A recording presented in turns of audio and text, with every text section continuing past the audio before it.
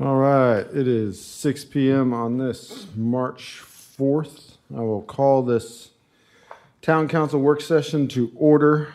Recognize that there is a quorum present. Welcome those in attendance and those who are tuned in online. Ms. McKay, can we have a roll call, please? Mrs. Amos? Here. Mr. Reed? Here. Mr. Dwyer? Here. Mr. Parrott?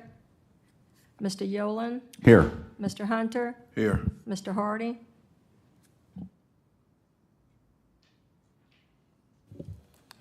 All right, first item on the agenda is adoption of the agenda. If there are no changes, do I hear a motion to adopt the agenda as presented? I move that we adopt the agenda as presented. Second. Motion and second, all in favor? Aye. Those opposed? Ayes have it. Next up is declaration of personal interest. Does anyone have a declaration of personal interest to make at this time concerning anything on the agenda? Not hearing any, we will move into the finance report. Ms. Julie Moore. Good evening. You have the January finance report in front of you. This represents the 7th month of the fiscal year 26 budget. The total revenue across all funds are approximately $28.7 million year to date compared to the annual total budget of $44.6 million. Revenue appears ahead of the straight line benchmark at this point, primarily due to the general fund obligation bond issued in December 2025, which we recorded in our financial system in January of this year. The budget also includes other sources such as planned use of prior year funds and other transfers from reserve accounts, which appear as revenue in the budget and do not represent current year operating revenue. When these timing items are considered, recurring revenue are tracking normally at this point of time. The general revenue fund totals approximately $23.8 million. Major revenue sources such as taxes, food and lodging, and permits continue to track generally in line with expectations. The total expenses across all funds are approximately $17.6 million year to date, which remains below the 7-month benchmark of $26 million for the budget. So this indicates that overall spending remains within the expected levels. Some differences compared to prior year are related to capital and one-time purchases, such as the prepayment for the new ladder truck and public safety. In the Fund 15 or Street Maintenance Fund, we've paid the 3rd Street paving that we have to pay our portion to VDOT, and then the purchase of the UV treatment equipment for the sewer fund. So, but these were planned capital investments and does not indicate ongoing operational costs. So overall, revenue and expenses are tracking within expected ranges. Any questions?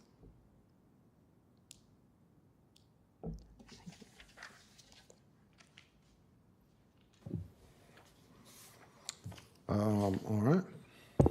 Finance report. Next item up for discussion is the splash pad bathrooms. Mr. Davis. Just bringing this back up for discussion, we know that the small building would be more costly. Bringing back the previous scenarios that we had shared with you all, as far as the 2 prefab and then the stick-built option.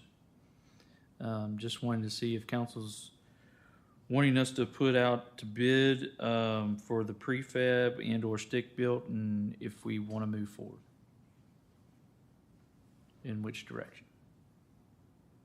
And remind me how much we have set aside currently for the $300 and some thousand. The life expectancy part is interesting, I think, the 2 different options. Do we have any clue at all what the life expectancy of the splash park is? No, we don't.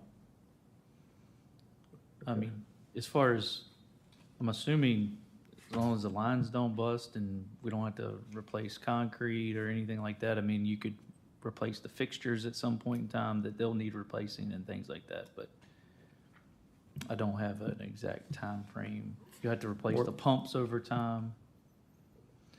Thank you. The other key is, I mean, for this is the long-term use of that property is in the recreation master plan. So there's supposed to be other things that go there besides what we currently have. So ideally, we want to build something that's going to be for the long term.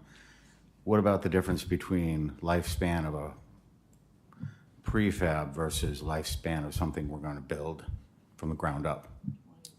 So on the agenda summary, pulling back from the last time we had this conversation, I think the prefab, they said would last approximately 20 years in comparison to stick-built estimated 40. That depends on care, obviously, I guess, too.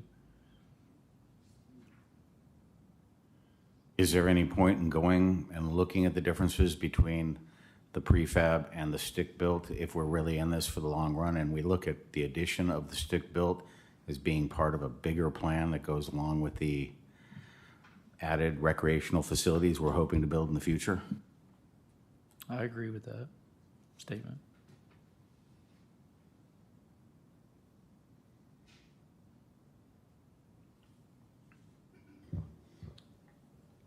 Is this I mean, something, the key is, I'm sorry, Mayor, go ahead.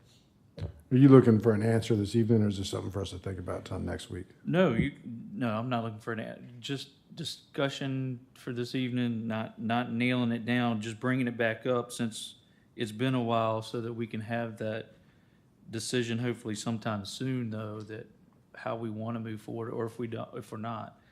I think we've got to do something because I don't think it's realistic to stay with a splash pad and just a porta john and not have somewhere to wash your hands and have somewhere to potentially change and those types of things.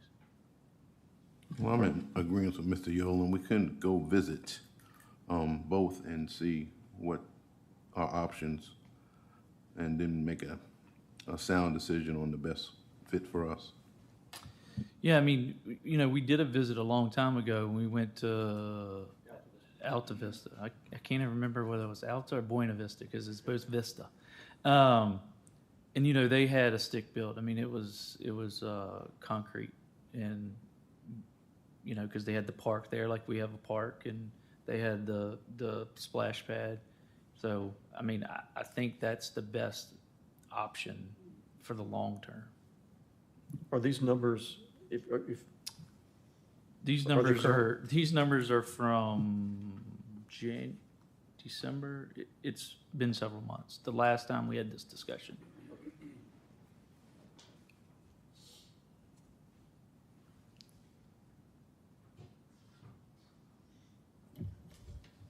Wonder if they've done any upgrades to there since they built it. So I guess that's something we can look at as well. Yeah, I can reach out. There's different people there now, I know for sure, but yeah, I can see what they've had to do since that time. and maybe what their square footage is, and that kind of thing. I mean, at the end of the day, I mean, we will get you that information, but it's also about what do we want to provide in that scenario for us. I'm assuming, or I'm hoping. We already have a design, remember.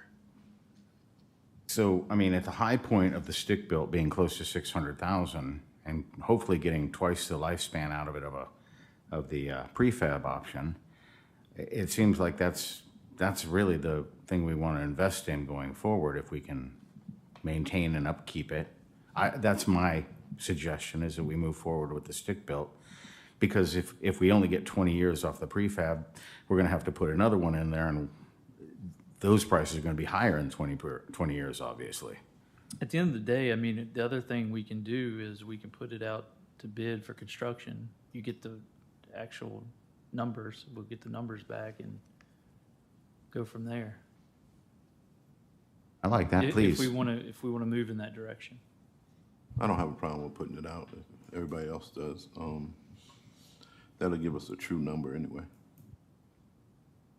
And it'll be based on the design that we already have. Agreed. Is that amenable? Everybody agreeable to that? All right. Next next item on the agenda is the amended airport lease agreement. Mr. Davis?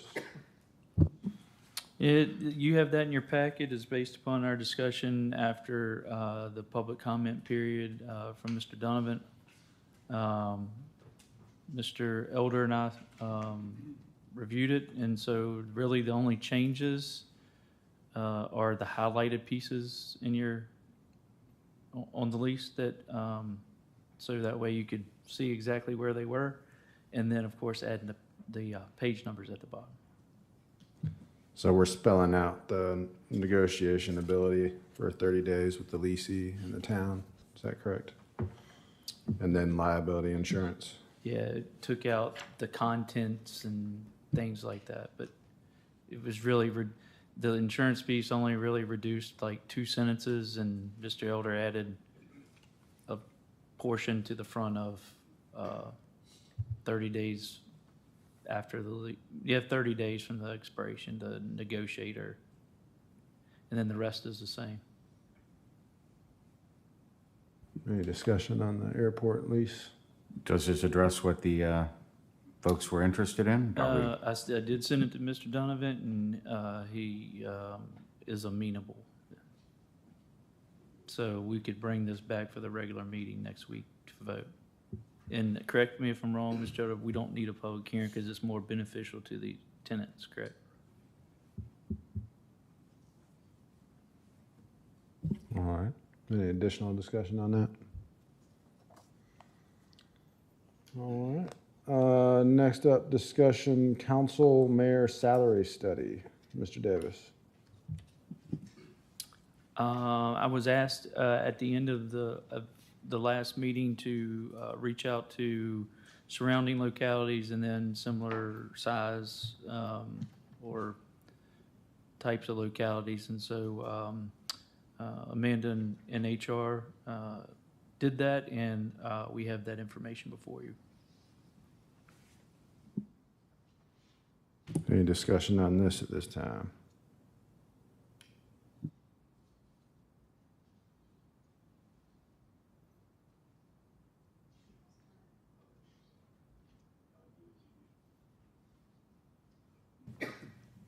Are we going to put those numbers up there? Should we put those numbers so the public can see the numbers at all? No? It's not a slide. Okay.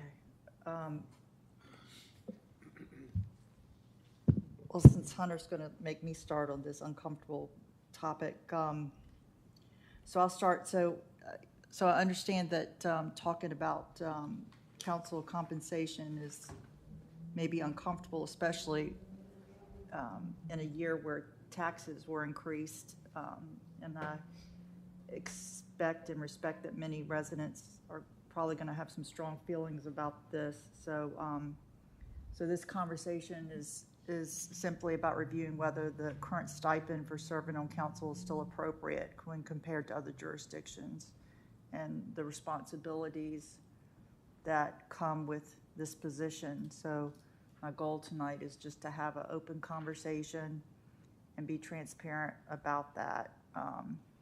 So if we're going to review the stipend structure, my thought process, so right now we get $6,000 annually.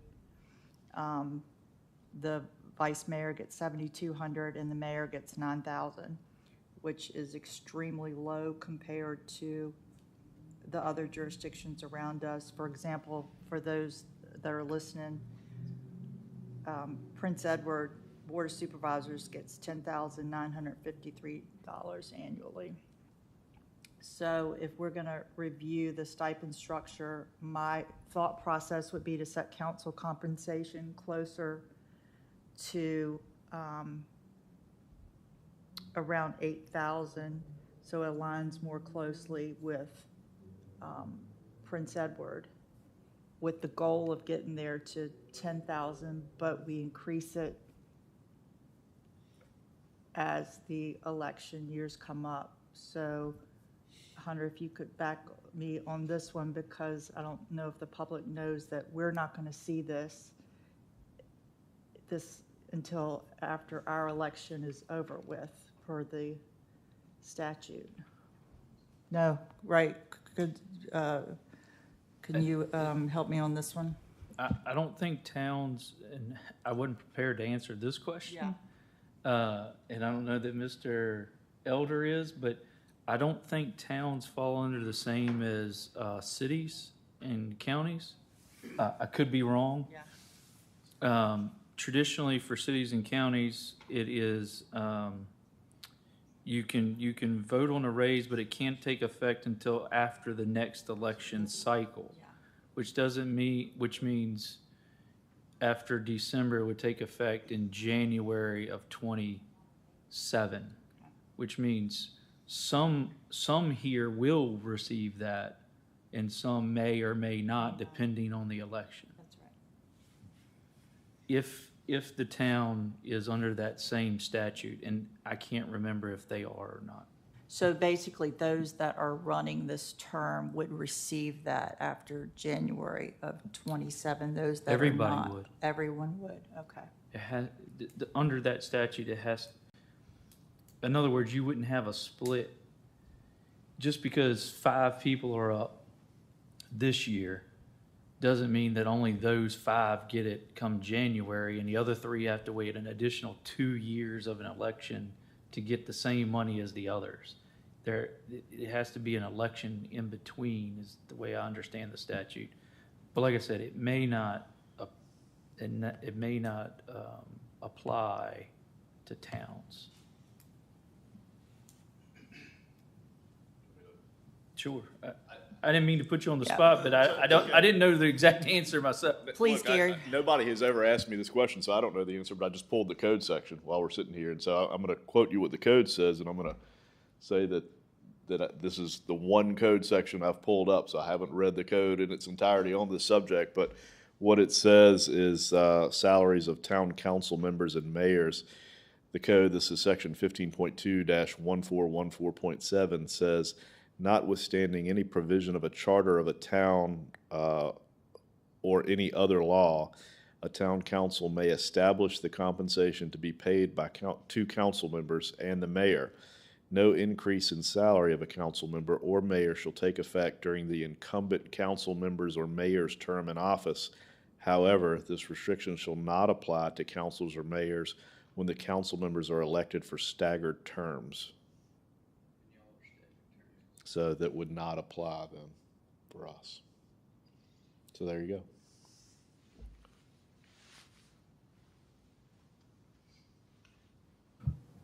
So I'm in agreement with Ms. Amos in reference to staggering it to get to that minimum of $10,000+.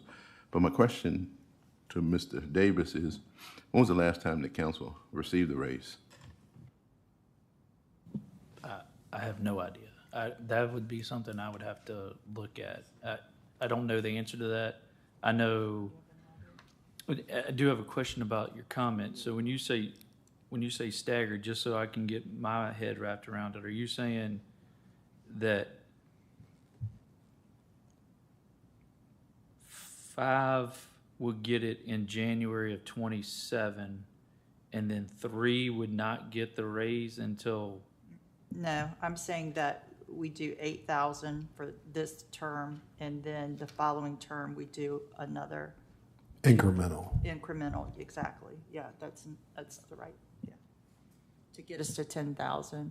So we do for 8,000 for this 2027, and So then. in January. And then we ask for 10,000, Another 2,000. another 2,000 for the following. The following year or the Election, following following election, election. which would be 29. That's exactly, yes, Okay, yes. now I got it. Thank you. So basically, we're looking out for, we're getting up there for future council members. Because we don't know if we're going to be sitting here. None of us do. I would just say that that'll be, just so everybody knows, I mean, some will be getting it earlier than others, so you won't be getting the That's same right. pay. Okay. That's right.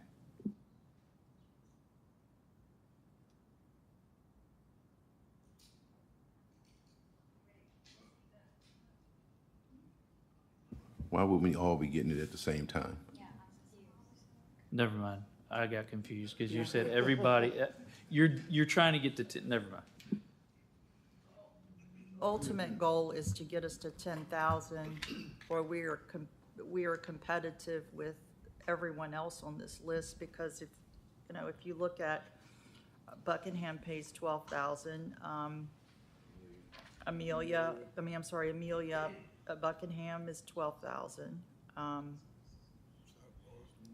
South Boston is 9. We're definitely on the low end of the totem pole, so.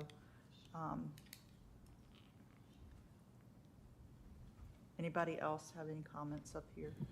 Just Hunter and I. The only thing I'll mention, and I understand, I think why you're suggesting it's staggered is based on the tax increase and Yes. the public. The other thing you take a chance at, though, is by the time you get to the full 10, they may not be the same Sure. as well, that they may have increased. Just so you, it's kind of like, anybody else, they may raise theirs as well over that period of time. And so then if you're really truly looking at what other, kind of like our pay study for the employees, right? I mean, we're trying to be market for local governments but if you're looking at that piece, then that could change over time as well, just putting that out there. Well, I was Actually, thinking, it's none of my business, but. I was kind of thinking the same thing, just address what happens in 2027 and not go any further. I don't really see the merit in projecting another 2,000 or 2,000 that far in advance. That seems, I don't know. Why lock yourself into that?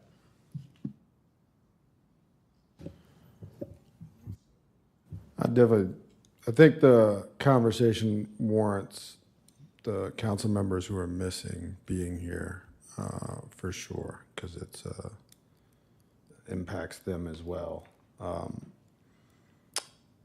I think it's relevant in a way to acknowledge that last year during the budget season, council in a form cut its take-home pay by $1,500 last year and $1,500 again this year, in the form of insurance in lieu of payments. And I just think it's important to acknowledge that occurred. It was a system set up long ago, and that in lieu of payment became an ever-increasing in lieu of payment. And council recognized that and started to implement a system that phased it out for themselves. And so I think that also helped probably facilitate an interest in looking at this. But I do believe that in just my outside, or I guess not outside, inside perspective, having those fellow council members here, I think would be important for this conversation.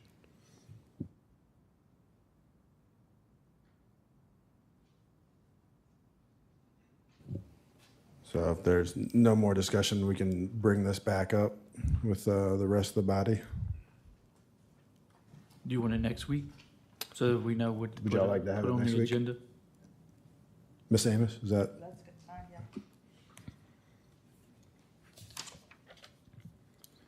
yeah. Next up, discussion on health insurance. We are back to this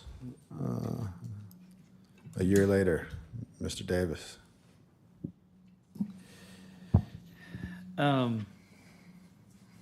Now we can talk about real money. So we got our health insurance estimates back for next budget year, so starting July 1. We are in the 100+ allocation area. However, the local choice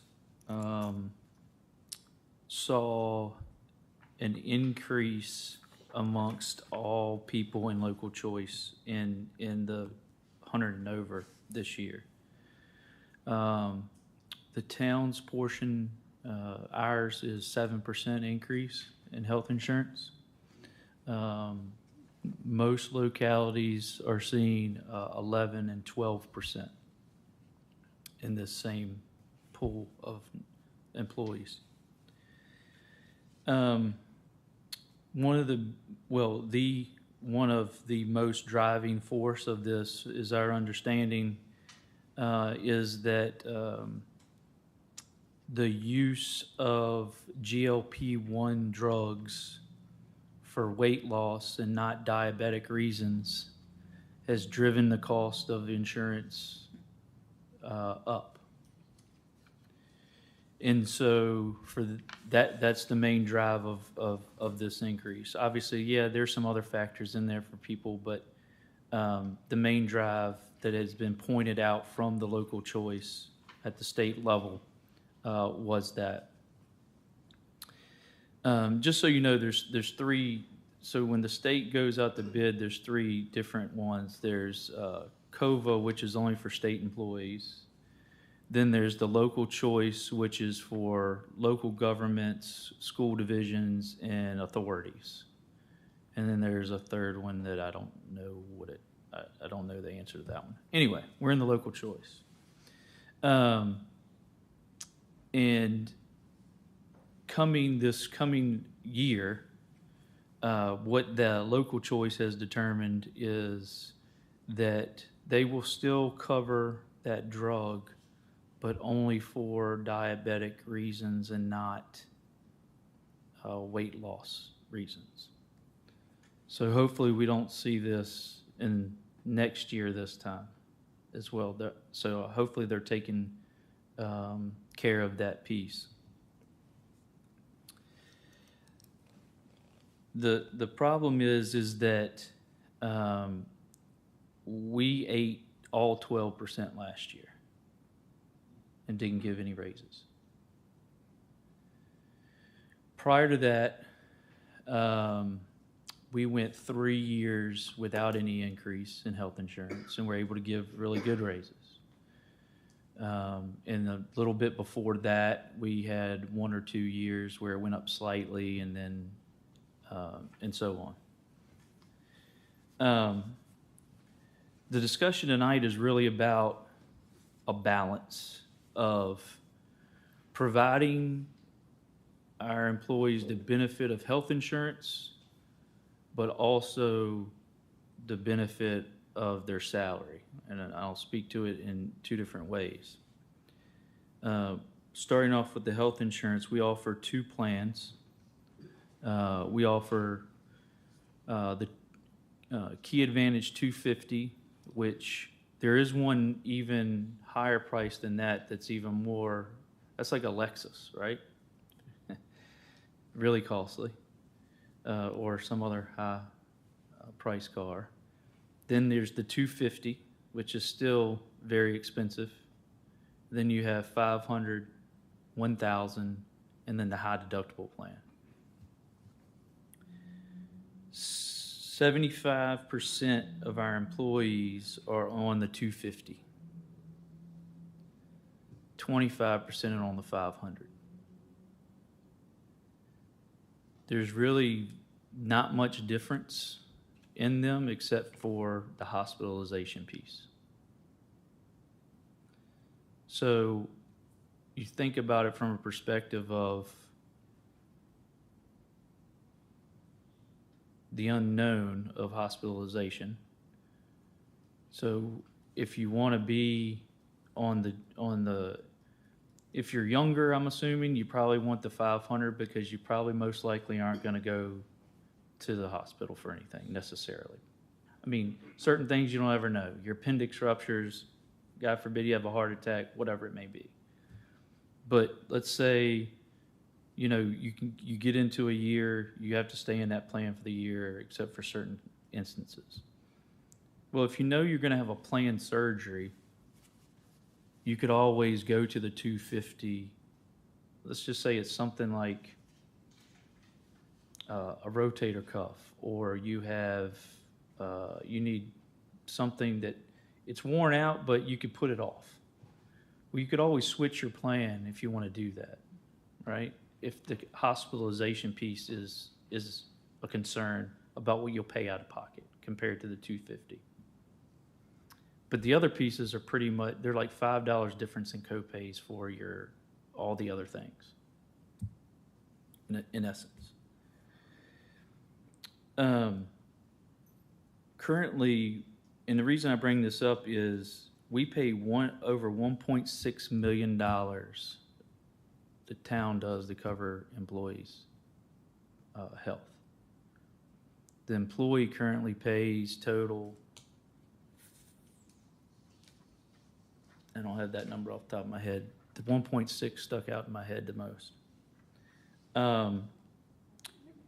With the new one, with the new increase, and if we keep the same people in the same brackets, it'll cost us over $1.7 million.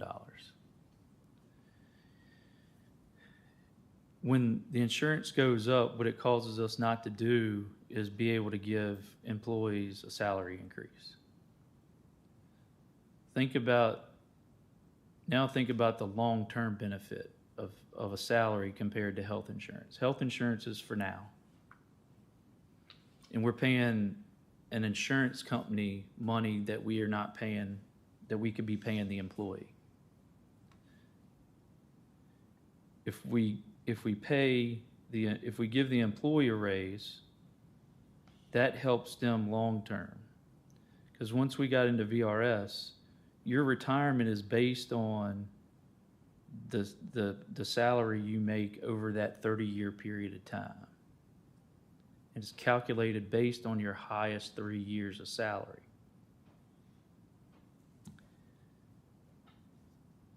So if we can get employees to wrap their head around, yes, you need the health benefits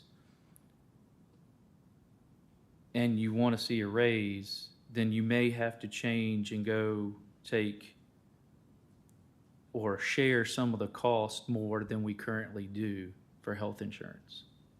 That way we can take that money, which we're getting ready to show you the breakdown. We have some scenarios of where a reduction in our payment towards the insurance company gives money for us to give, on top of the pay plan, a 2% salary increase this year, and still have a fund balance left over in reserve in the budget. Because we've already cut, the department heads have already submitted their budgets, and we told them to go back to the drawing board, and they've already cut $600,000 out of what they've asked for.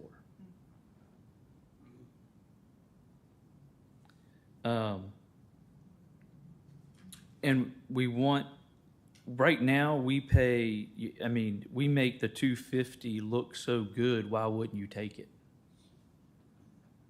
Because of what we pay for it on our side, the employer side.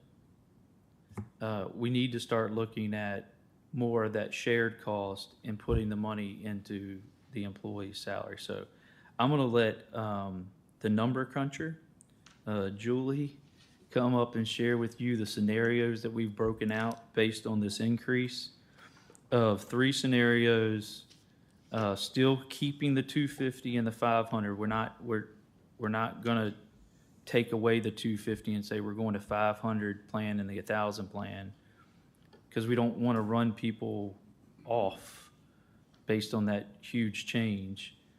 But we do need to look at the sharing of the insurance and drop. The key is we've got to drop that number of 1.6 and 1.7, because it's only going to grow year after year. So we're looking long-term as well, because if it continues to grow and they don't take any portion of that, we can't put any money in their pocket. Julie? So you have this. So on there at the top of the first sheet, you have your old rates and have it split out between the employer and the employee. And then you see in red the new rates. And then I have 3 different scenarios. But all three have, for the 250 plan, the same breakdown, which is 25, 30, and 35.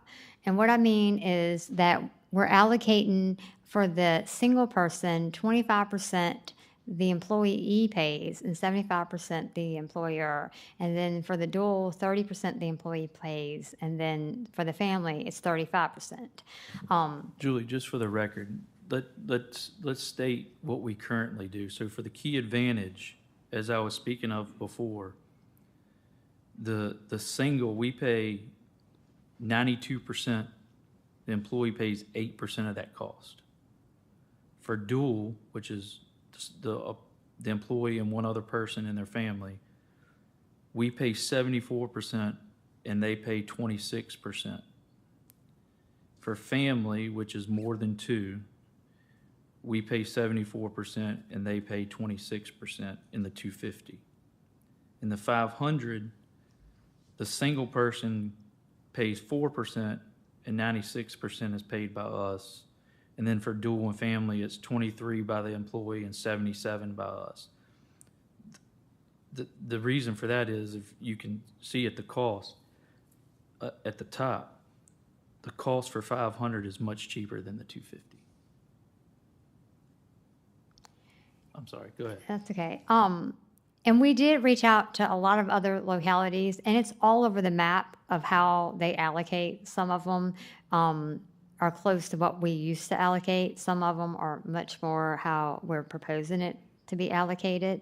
So for each of these scenarios, though, we're proposing for the 250, for the 25, 30, and 35 to stay the same through each of these scenarios.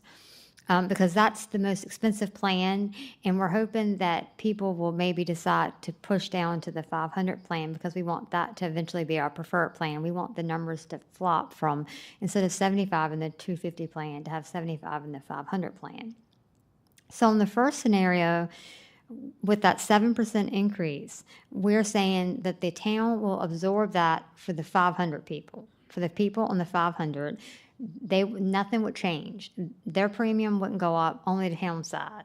And then the second scenario, and so you can see at the top how much the employer and employee pays and the percentage. So the percentage basically stays the same for the single, but it goes up on the employer side from 77 to 79, and the family 77 to 79. So the towns take on about a 2% more of the premium if we absorb the whole 7. Yes, for the 500. So the 250 stays. It's going to be the 25, 30, and 35. So then the next scenario is, well, it's not fair that the 250 people are absorbing more money. I mean, they're having to pay more, and the 500 isn't paying anything. So the next scenario is saying, well, that 7% increase is going to get split between the town and the employee. So then they have a portion. And so then you can see at the bottom those percentages. It goes from the old one where we were paying on the 500, 96%. It drops to 93, and then for the dual, it was 77, it drops to 75, and the family is 77 to 75. And the last option is we say, well, why don't we just make them pay, the 500 people pay the entire 7%? And so then you can see those percentages. It's the employer would pay 90 of the single, 72, and 72 for the family. But if you want to know how it's going to hit the paychecks of people, the last page shows you how much it's going to affect them. So you can see the old rates. For example, under the 250, the single employee paid $39.53. Under this new option, they're going to pay $87.86. And then the dual, they currently pay $225.71, and you're going to add, oh, wait a minute, I'm not looking at the right thing. That's the old rates. It's going to increase by $57.03. And the same for, so these are, actually the $39.53 for the single, you add that $87.86 to it. And then for the family, it's $329, and then you're going to add $151 to it. So basically, for the family people, instead of $329 every pay period, it's like $480 every pay period. And then you can see at the bottom for the 500, if you absorb the cost, then there's no change for the employee. If you split it, then for the employee for the 500, theirs increases by $15.47 for the single, $28 for the dual, or $41 for the family. And then if you push that whole 7% to them, it's $30 and for the single, $56 for the dual, and $83 for the family. I know that's really confusing. I tried on that piece. But if you want to see how it actually fits in with the actual budget, I gave you guys this little packet. So the first sheet it has the old rates on it.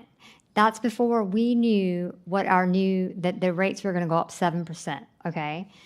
And this is after they had the departments that went through and cut $600,000 in the general fund. So you can see if we just implemented the pay plan and rates would have stayed the same, we would have only had $44,000 of excess or contingency for the general fund.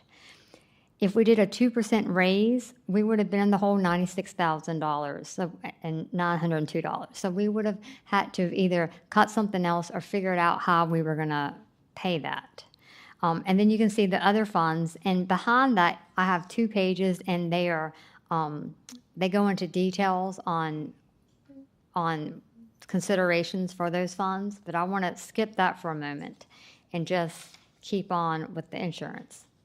So if you go after those worded pages, the next page, it's the $250 with the employer absorbing the 7%.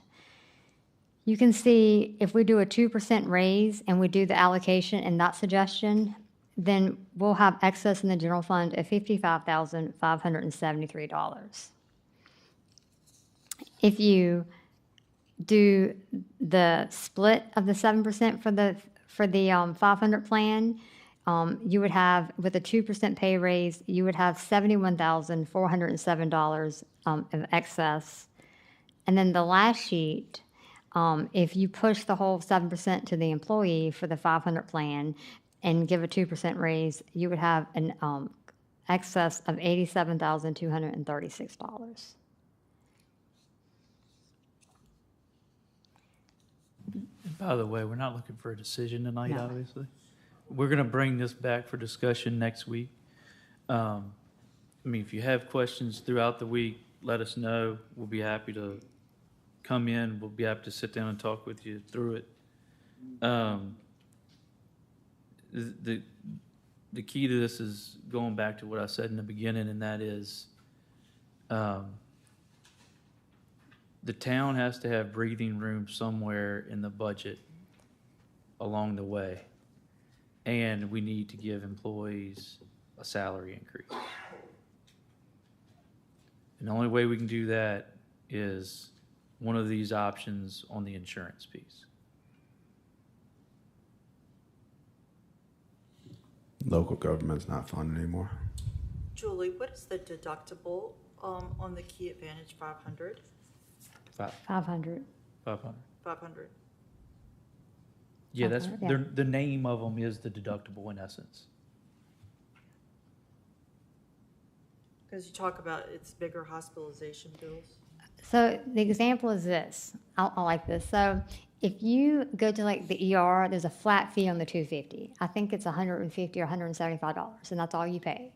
If you're on the 500 plan, and Amanda can tell me if I'm wrong, you pay your deductible and then 20% of the copay up to your out-of-pocket maximum, which depends on if you're single or family of what that out-of-pocket maximum is.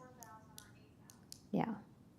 So if you're single, the out-of-pocket max is $4,000. If you're dual or family, it's $8,000. And that's only $1,000 more than the max out of pocket on the $250. So come up here and say that again. Explain that so that everybody can hear. Yes. So difference? on your 250, your deductible is $250. On the Key Advantage 500, your deductible is $500. When you're looking at your max out of pocket that you would spend in a year, on the 250 plan, it's $3,000 for an individual, $6,000 for a family. If it's the 500, it's going to be $4,000 for an individual or $8,000 for a family. So that's only a $1,000 deductible. That's your worst case scenario. Everything else after that is written off. But the difference in the 250 and 500 is not. So the plans are both really rich plans as far as your everyday coverage. So that would be that your wellness is free on both, your dental and vision is included on both. There's no difference in those. We have Blue Vision through Anthem, Delta Dental Premier, which is the best dental insurance you can have, and that's all the same on those plans. The difference in going to a primary doctor, your primary care physician, is a $5 difference between the plans. $5 is not going to make or break the bank. Same with a specialist, which would be most urgent cares as well. You would pay $35 on the 250 and $40 on your 500. Where it comes in and it's different is the hospitalization piece. Your emergency room is a flat fee of $150 on your 250, and then if you go into the hospital from the emergency room, they waive that, and it's a flat fee of $400 no matter how long you stay in the hospital per stay. If you're on the 500, you have to meet your $500 deductible, and then after that, insurance runs. They cover 80%. You're responsible for 20% up to your max out of pocket of $4,000. Does that make sense? That's a lot of numbers. So the point is, like I said before, one, don't go to the ER just because you got a sore throat. Two, if you have a planned surgery, switch plans for the next year and go to the 250. If it's unplanned, yeah, that's difficult, right? But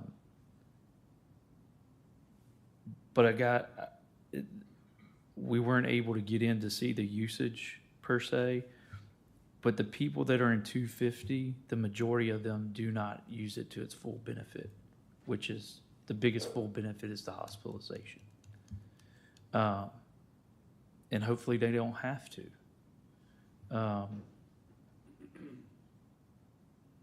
But there's a big difference in the cost. What does it mean by, I know what single means, I know what family, but what does dual mean? It's the employee plus one. Plus one, okay. So if it's just you and your spouse or you and a child, Okay. only two people. So you have 27 family members. They're gonna take a hit. That's a lot of money that's coming out of their, Yeah, there's 27 out of 102 though. yeah. We have more in single than we do anywhere. I wonder if most locales offer two plans. I mean, So in the local choice, you have to offer two. okay. We could offer three because we're above 100. But the only other plan, so let me go through that. Because we're over 100, we can do the expanded, the 250, the 500, and the 1,000. We can pick two of those. And then the third one has to be the high deductible plan. Most people aren't going to do that. And not only that, if you do the high deductible, you have to offer a health savings account, which means we have to put money in to the health savings account, which doesn't save us any money. So that's but you have to have two.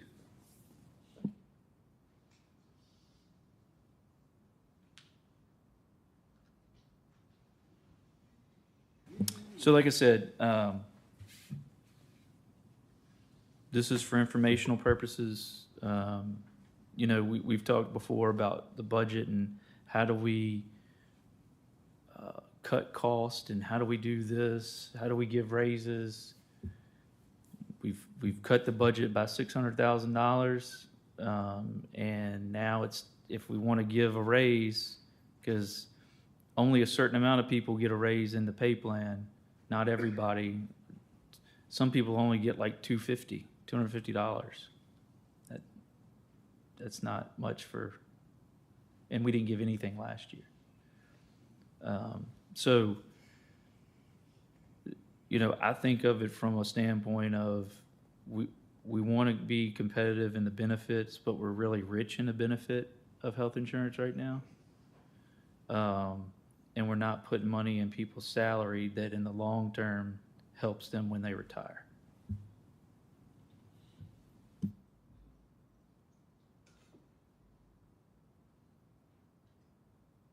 Any additional discussion at this time?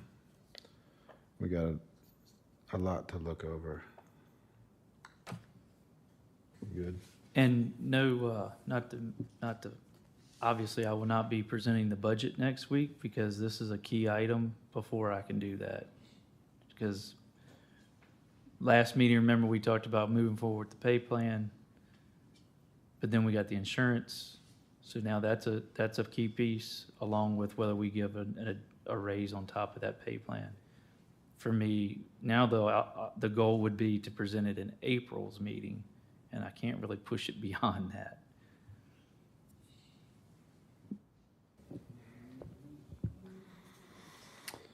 All right. What was I just reading? Something recently that since the 70s, healthcare costs, housing costs, and education costs have all risen 400%. But family median income has only risen 26%.